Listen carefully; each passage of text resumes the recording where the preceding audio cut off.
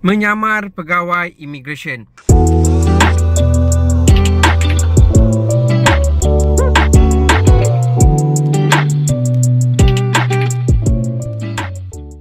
Okey, kepada anda yang belum subscribe channel saya, jangan lupa untuk subscribe supaya bila saya update info-info, anda akan dapat info-info daripada saya. Okey, kalau kita tengok media massa, media sosial, media massa semua, banyak isu-isu atau berita yang memaparkan di mana terdapat individu-individu di luar sana yang menyamar sebagai pegawai immigration.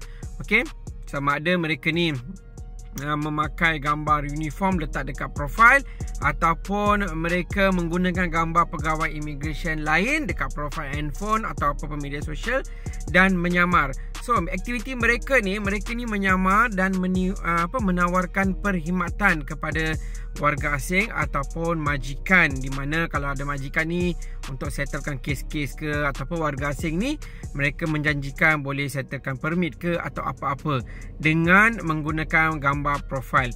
Okey, saya bukan itu saja terdapat juga di TikTok di mana mereka menggunakan gambar-gambar pegawai immigration, termasuk gambar saya, menggunakan suara AI. Okey, menggunakan suara AI, menawarkan perkhidmatan membuat pasport, membuat permit, dan melibatkan orang-orang lain lah. So benda ni menyebabkan ramai yang tertipu, terpaksa mengeluarkan duit dan ditipu. Okey, jadi saya nak nasihatkan kepada orang-orang di luar sana, tidak ada iklan-iklan atau perkhidmatan yang ditawarkan pegawai immigration kepada anda secara dalam handphone ke, tak ada.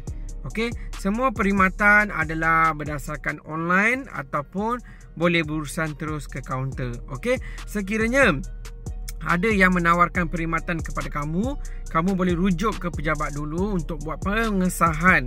Okey, kalau saya tengok contoh TikTok, 1-2 TikTok ni banyak juga yang menggunakan gambar saya, menyamar saya, menawarkan membuat pasport di kedutaan supaya menghubungi individu-individu yang bertugas di kedutaan.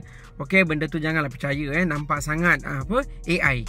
Okey, jangan jadi terlampau percaya mempercayai gambar-gambar yang dibuat daripada AI sampai kamu tertipu. Okey, jadi apa yang kamu kena buat sekiranya kamu dapat benda-benda macam tu dalam TikTok, menggunakan pegawai immigration punya gambar ke, pegawai polis ke, tak tahulah, tak kisahlah, apa-apa yang menyamar menggunakan AI, kamu senang je pergi report je terus. Okey, report dekat page tu.